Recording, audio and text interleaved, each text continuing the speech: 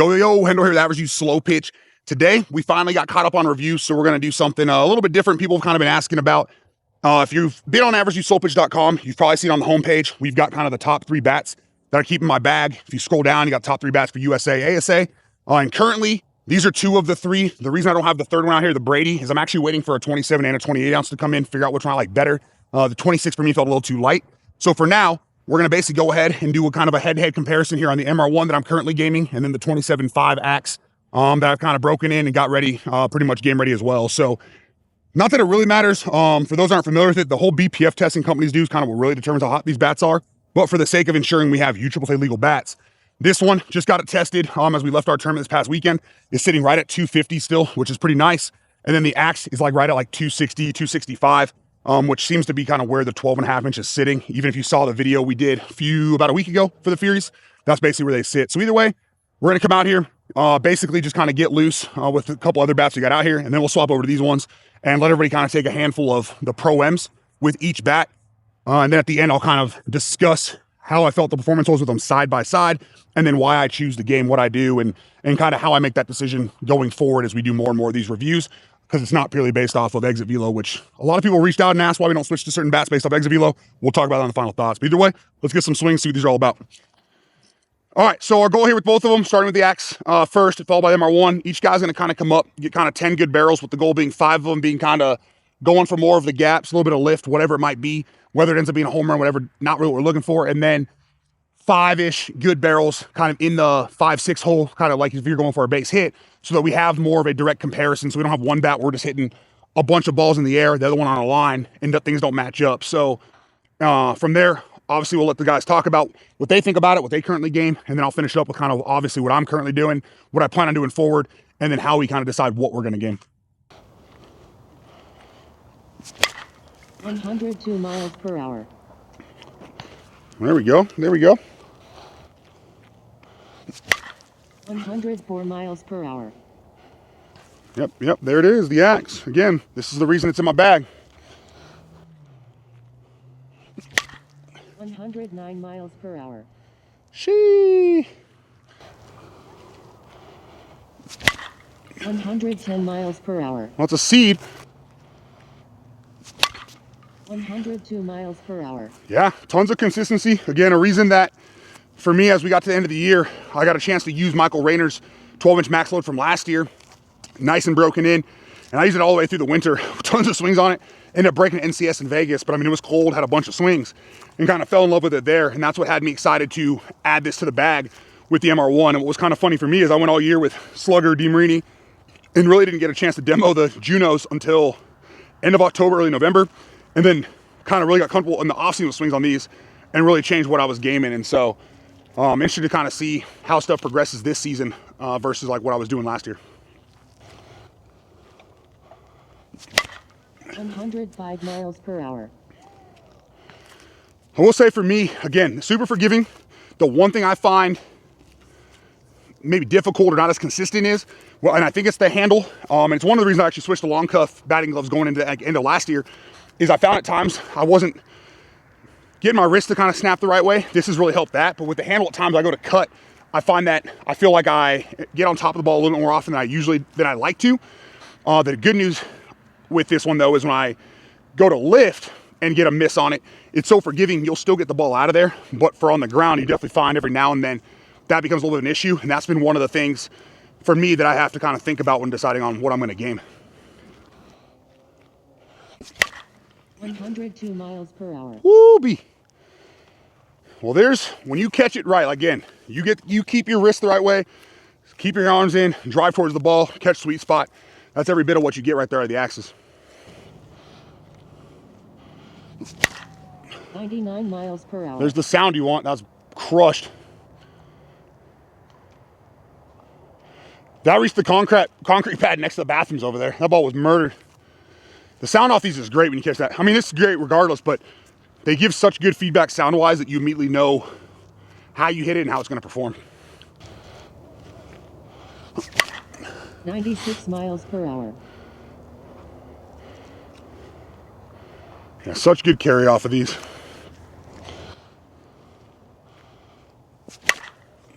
101 miles per Whoo, hour. there it is. Yeah, and that'll wrap it up for the 12-inch axe. You obviously saw the swings from everybody. Again, when we finish the MR1, we'll everyone kind of talk about the two, their pros, cons, what they like, didn't like from all of them, and then what they're kind of currently gaming.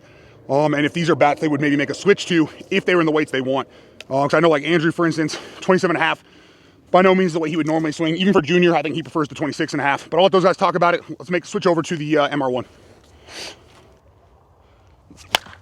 108 miles per hour. Ooh, 108 with some knuckle action. 111 miles per hour. Oh, man. Woo! 104 miles per hour. Woo! Again, the sound. It's funny how much I like the sound on these bats because I was a big Louisville fan too. I still am, but everyone knows kind of the Louisville sounded, and so now just between the axe and the Juno, there's some of the best sounds to me in kind of slow pitch at this point. 112 miles per hour. 110 miles per hour. God. And even though I've been gaming this one, and like I said, the X off season, you swing certain bats, and I feel like it's still kind of mind blowing or just so much fun to swing. Every time I hear the sound off it, you see that velo and the way the ball's traveling with this and the axe, the Louis that I've dropped recently. It's just, they get to be a whole lot of fun, and especially when you're BPing them, it makes you not want to put them down, but just make sure you take care of your bats and understand kind of compression, how they need to be BP'd. Honestly, I probably shouldn't be swinging this right now because with the amount of swings we're going to put on between everybody, it's probably going to end up dropping it from that 250 mark to failing, knowing these and the way that you're not supposed to BP them. But I do have a few extras at home, so I'm not super worried about it and wanted to get this comparison done for you guys. 114 miles per hour. 104 miles per hour.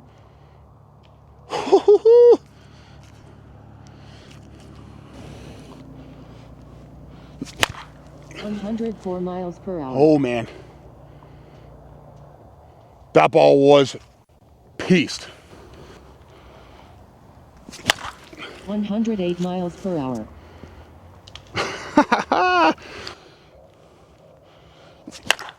102 miles per hour. Oh my God. That might be one of the first balls we ever hit out here. 96 miles per hour. That's gonna do it.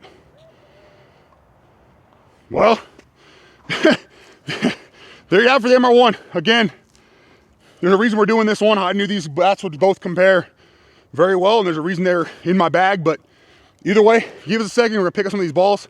I'll bring Andrew and Junior back in here, let them talk about what they thought about both bats, and then kind of give my quick final thoughts here and what I'll be gaming, why, and kind of what I expect to be in my bag. 90 miles per hour. Oh, there's your 90. Yeah. Will Andrew do it? Yes, he will. Yes, he will. 98 miles per You hour. want some batting gloves, dude? No, you're good, bro. We're the Fuck same it. size. 81 miles per hour. That might be one of the furthest balls I've cut in a while. That was a nice swing. 96 miles per hour. Dude, put the batting Is it gloves on. going right It's the best ball of the day. 87 miles per Well, that hour. was pretty good. Peace. 89 miles per hour. 93 miles per hour. See, I mean, I've hit 93 twice today, so. 91 miles per hour. Jesus Christ. It almost went over. 87 miles per hour. I love one-armed home runs. That was your easiest, your farthest ball hit too. That ball No, that was was- going for a while. Yeah, that ball was touched and on the line. God. 89 miles per hour. All right, here we go. Gonna switch over to the Juno for the comparison right here one time. It's like some flex. 95 miles per hour. First swing, PR. Call cops. 88 miles per hour. Phew. 85 miles per hour. 93 miles per hour. Jesus Christ, man. 83 miles per hour. Still one hop in the wall and all backspin. Oh yeah, there was tons of spin on that ball. So I can only imagine when I try to square the ball up here in a minute. 89 miles per hour. Get some girl with it. 96 miles per hour. PR'd again. PR'd again. Just a, 97 miles per hour. Murdered that ball. 90 miles per hour. 90 on the line. All right. That might be the hardest ball you've hit, purely because Pure. most of your 90 whatevers have been more like there. Yeah. So. All right. I guess we can try to get some lift out here. Lift a couple. 87 miles per hour. there's that. 90 miles per hour. Hard to listen. 99 miles per hour. 86 miles per hour. 86, and we left the big part of the field, minus center field, obviously. You've now, and I'll mention it after so you can hear me, but you've PR'd in this session with the Juno and hit your farthest ball yet. Yeah, tune in next week. We're coming for the batter's eye. 96 miles per hour. 85 miles per hour. So my blanket was gone. You hit your 3 or 4 hardest balls and your 3 or 4 farthest balls today. Swing Juno. Just look at 85 miles per hour.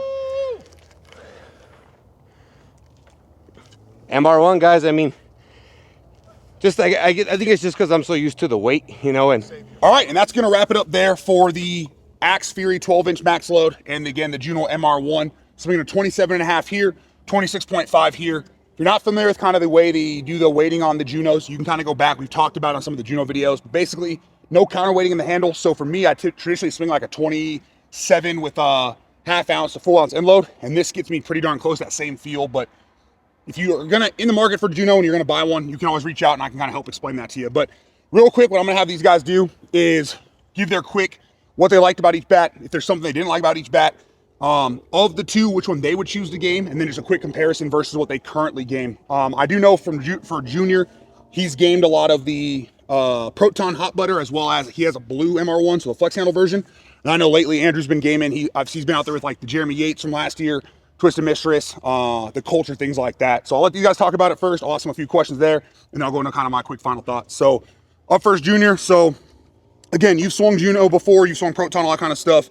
Real quick with the Axe, why don't you tell them kind of what you thought for your pros and cons versus that one, and then the Juno, and kind of which one you would game and how you compare it to your current gamer.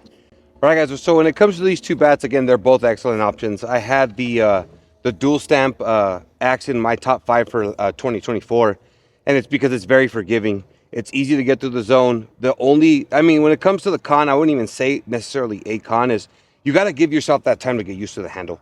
If you don't give yourself the reps, the swings to get used to that handle, then you're going to have some problems. It takes a little while getting used to bringing it to the zone, but once you get comfortable with the handle, definitely start touching up balls. You start seeing that forgiveness that this gives you, and it has a good sound.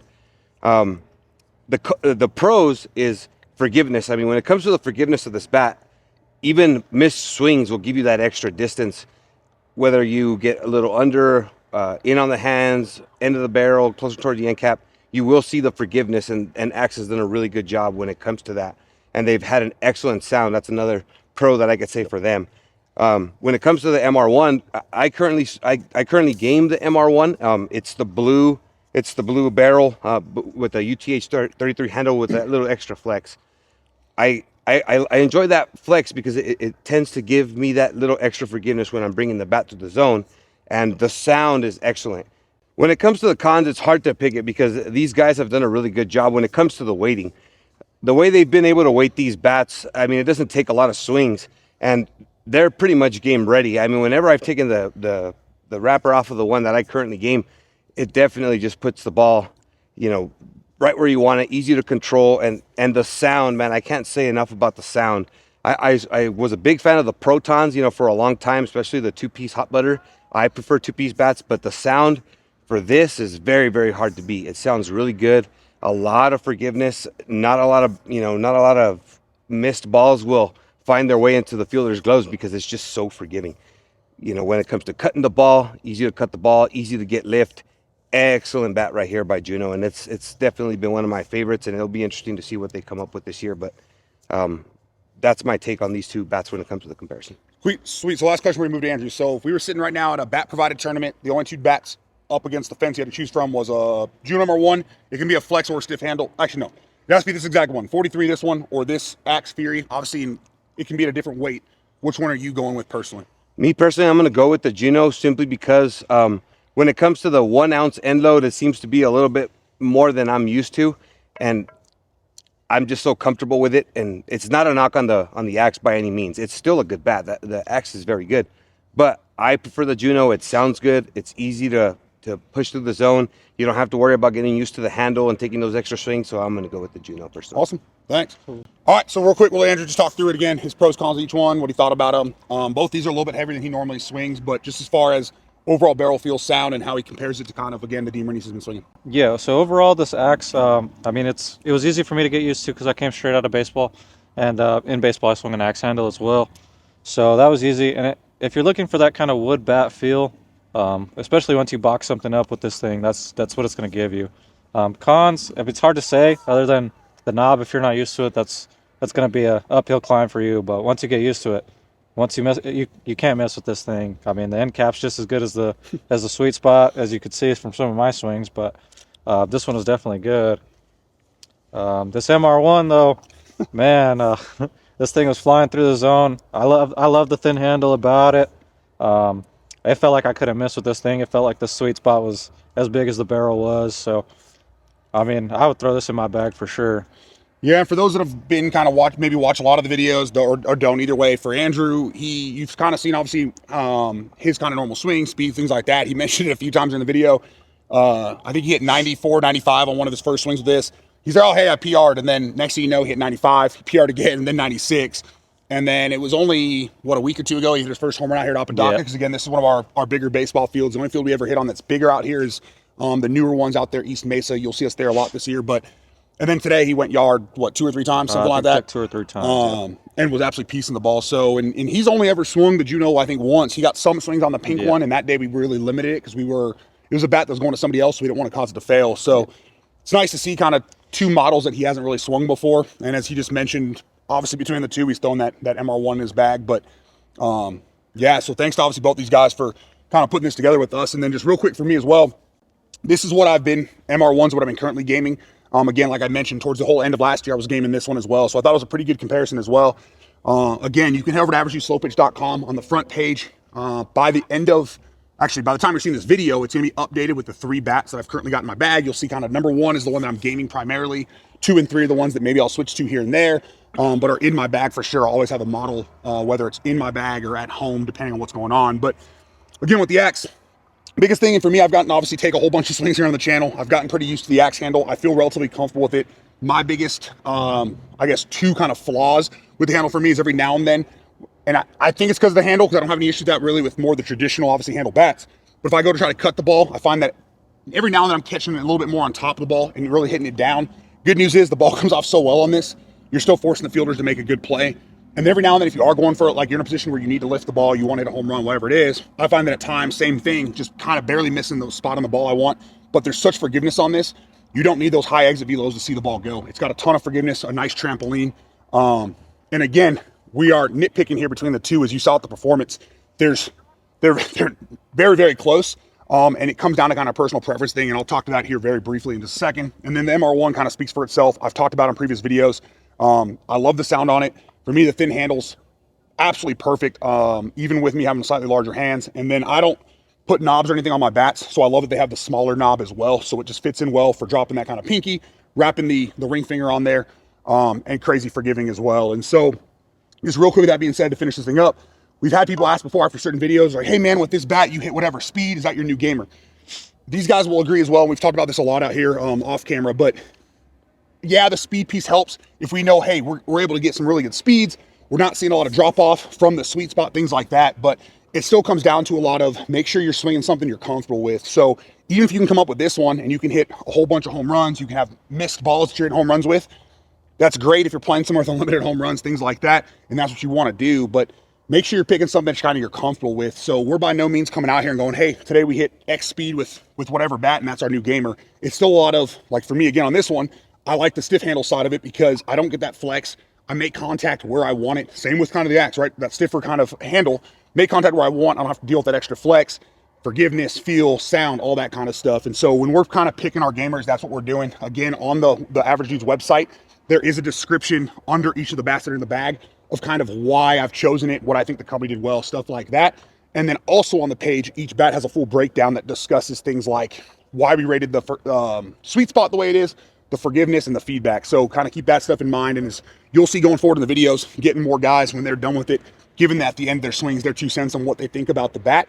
So if you see one of these guys that say you kind of watching Andrew swing and you kind of relate to the way he's swinging, how hard he's hitting it, all that kind of stuff. He's one of the better place hitters we got out here. It's really what I think makes him special and the reason he's on the teams that he gets picked up with, along with obviously his defense. But we don't showcase that here. Then you can obviously see, okay, there's his feedback. Or if you're somebody like Junior who's he's got that cut swing down. And I know some people always like, I don't know how his back doesn't hurt with the way he cuts. He's got it down and it works great for him, right? So just find the people you relate to. It's always you can reach out and ask. But either way, hopefully you kind of enjoyed us coming out here. We've had people ask us to kind of throw our gamers in every now and then to explain why we're using what we're using. So hopefully that kind of made sense to you. If you have any questions, comments, concerns, feel free to drop a comment. Reach out on any of the social medias, averagedudeslowpitch.com. There's a contact us page. And if you need help picking either of these up, this is a little bit harder. This one's obviously sold out, 2024 model. Juno will be dropping more 2025 soon. These are still in stock at Axe. They'll be back in stock at Headbangers very, very soon, along with all the new models. There's a link tree in the description of the video that'll give you links and codes for a bunch of different sites, or reach out and I can help you out as well. But either way, thanks to Andrew. Thanks for Junior for coming out. Thanks, helping us kind of put this thing together. You'll see more things like this, as well as we're working on kind of a NCAA bracket type of thing where we're going to bring out our favorites from a lot of different brands in different configurations, 2 pieces, 1 pieces, balance, end load, stuff like that, and really kind of go through, put some bats through the ringer. So either way, thanks for tuning in. Thanks for supporting the channel. Have a great night.